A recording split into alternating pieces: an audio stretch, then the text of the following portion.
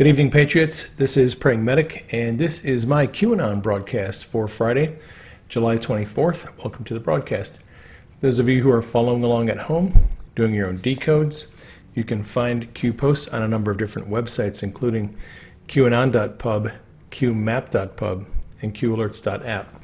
If you are looking for some information on Q, you might want to check out my book, Calm Before the Storm. It is the first volume in the Q Chronicles. I have 17 chapters on various subjects that Q has covered in his operation, including game theory. There's a chapter on General Flynn, a chapter on Admiral Rogers and the NSA. There is a chapter on Barack Obama and the sneaky little things he put into the Iran deal. There is also a glossary at the back of the book that has over 500 terms, abbreviations, acronyms, names, and symbols that Q uses that you may not be familiar with. The book Calm Before the Storm is available both on Amazon and Barnes & Noble. My theme for this broadcast is Next, More Acts of Violence, Frameups. So most of you are probably aware by now that Twitter has decided to take action against a number of Q-related accounts because Q and his followers have succeeded in discrediting the reporting of the mainstream media. The media have returned the favor by writing hundreds of articles claiming that Q promotes violence. Here's an example. Will Sommer wrote an article on the Daily Beast, "A Twitter crackdown won't stop QAnon. The conspiracy theory has already made the jump to the real world, seeping into American life and the Republican Party, inspiring violence and destroying lives along the way." And that is what the mainstream media does. They insinuate without evidence that the Q movement is violent, even though it isn't. The claim that Q promotes violence isn't true. Q has never endorsed violence. The messages of Q center on the transformation of culture that is possible through the investigation of open source information. In Twitter's thread where they explained their new policy of suspending Q-related accounts, they justified the move by insinuating that the movement is prone to violence. This is one of their tweets. "We've been clear that we will take strong enforcement action on behavior that has the potential to lead to offline harm."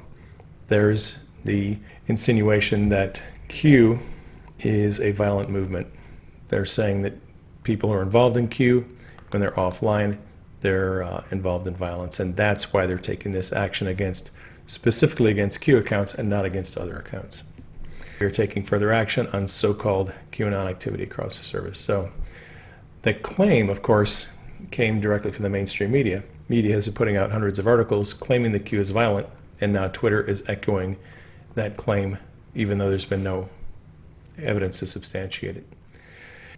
When the mainstream media's propaganda fails, and the use of people inserted into the movement to discredit it fails, the next step is large-scale banning of accounts. So Q posted this on the 22nd. We have this meme, you've seen this before, meme of President Trump. "In reality, they're not after me, they're after you. I'm just in the way." And then on the bottom here, Q wrote, "People, an informed, free-thinking public, awake is their greatest fear. United we stand." Now the new post, Q wrote this: "Many thousands of MSDNC direct attacks have failed to control the reach and prevent the growth of our movement." And then in brackets here we have sway opinion and prevent the growth, free thought. When direct attacks, the use of inserts, cutouts, in brackets, right? So Q is saying that their people have been inserted into the movement to try to discredit the movement. That has failed. Censorship ban is now being deployed as an aggressive method to slow and limit the growth. So the next step is there are going to be more act of violence frame-ups. And Q wants us to know that we can look for in the future the mainstream media attempting to tie the Q movement to acts of violence so they can continue beating this drum that the Q movement is violent.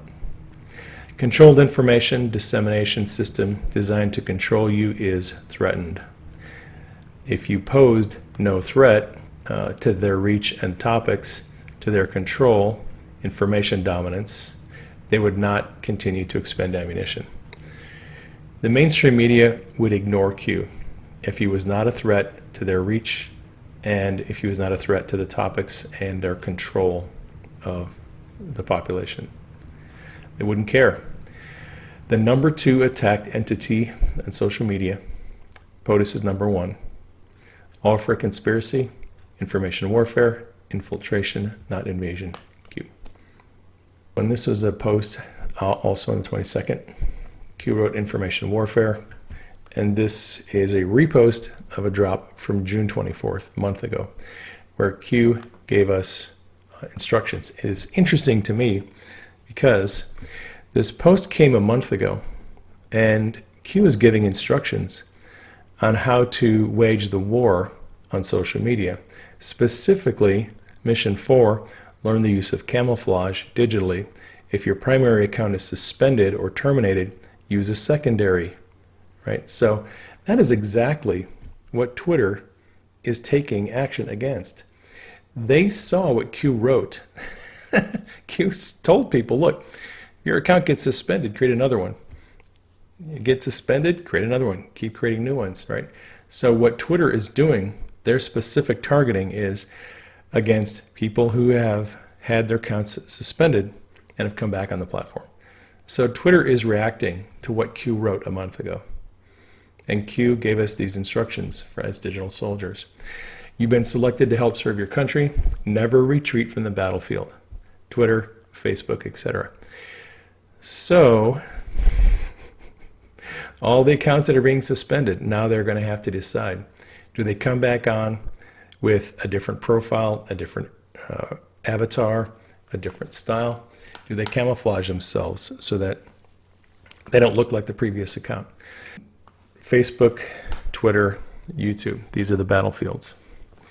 Use other platforms as a form of centralized command and control. Organize and connect, bridge through linking. All right, so we use Parler and other platforms. I am now on CloutHub, and I really like CloutHub a lot. It's very functional. And they allow you to upload videos there and do all kinds of other cool stuff. So on these other platforms, Q wants us to organize, strategize. We can send messages back and forth, and we're not on a platform like Twitter where the enemy is able to read our private messages, right? So source your memes and materials from the battlefield and or garage. So get your memes from Facebook, from Twitter, from Reddit, wherever. Or create your own in the garage, metaphorically speaking. Highlight and share, take and drop. So if you have memes, share them. If you find good memes, steal them. There's nothing wrong with that.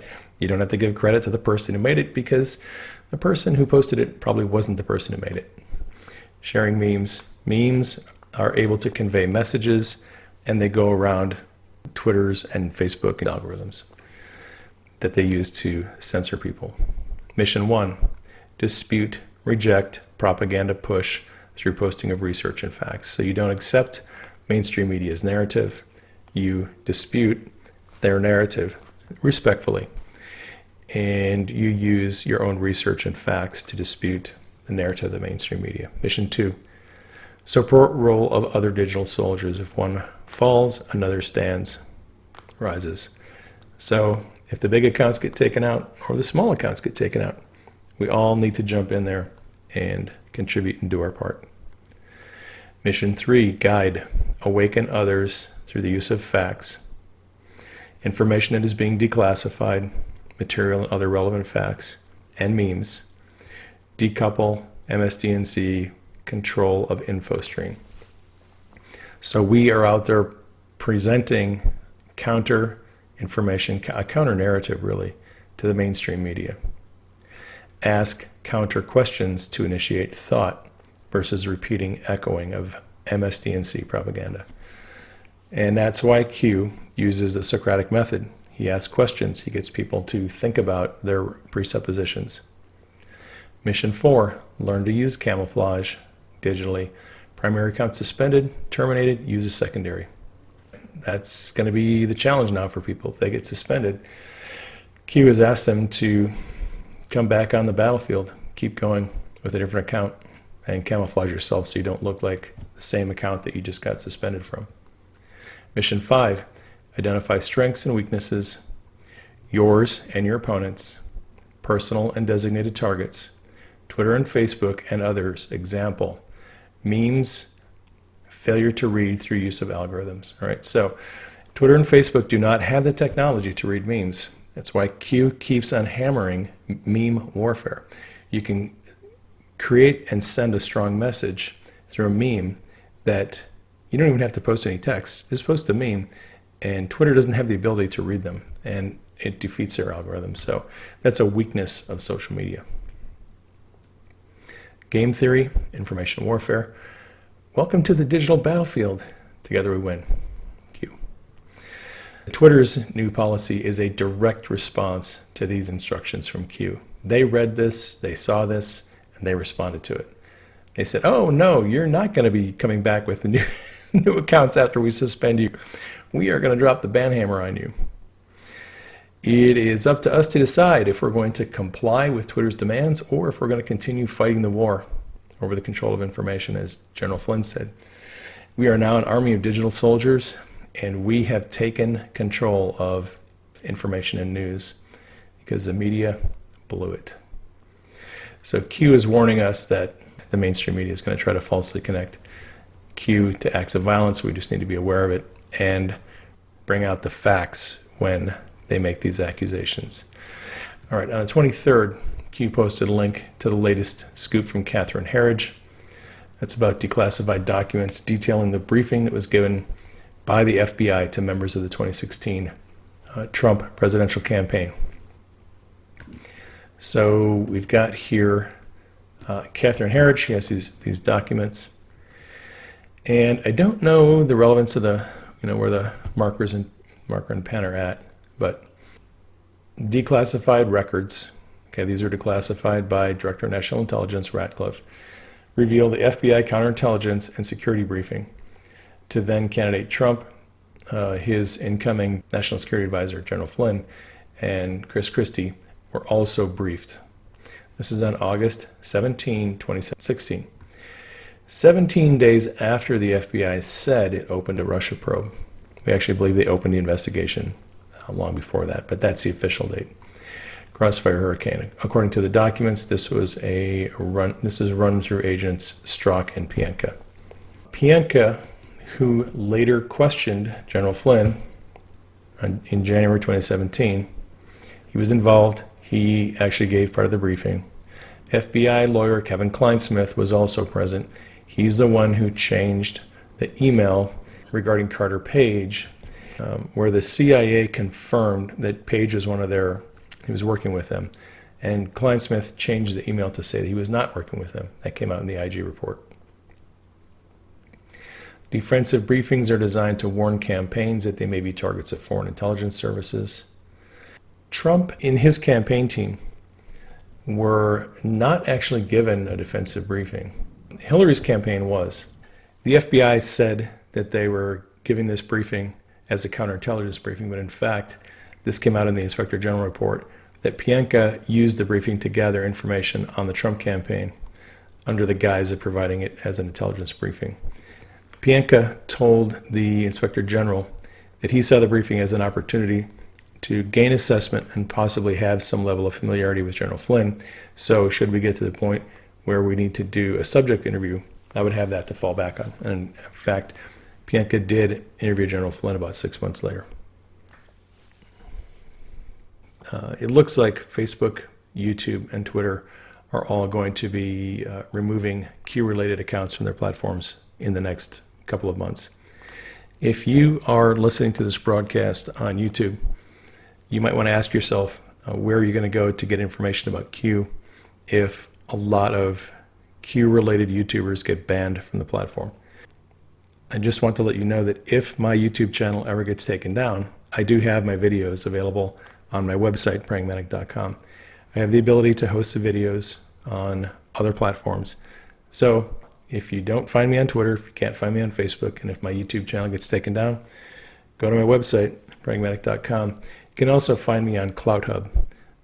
I've created a channel there on CloutHub, and I will be hosting videos and probably doing live streams in the future on that platform. That gets us caught up to Q for today. This broadcast has encouraged you. You might want to subscribe to my channel. If you'd like to support me on Patreon, you can find my Patreon link in the description box. The link to my book, Calm Before the Storm, is also in the description box. Please keep me and Denise in prayer. Keep Q and the team in prayer. Keep the President in prayer. Keep the military and the Secret Service in prayer. Love you all. Take care. I will catch you on the next broadcast.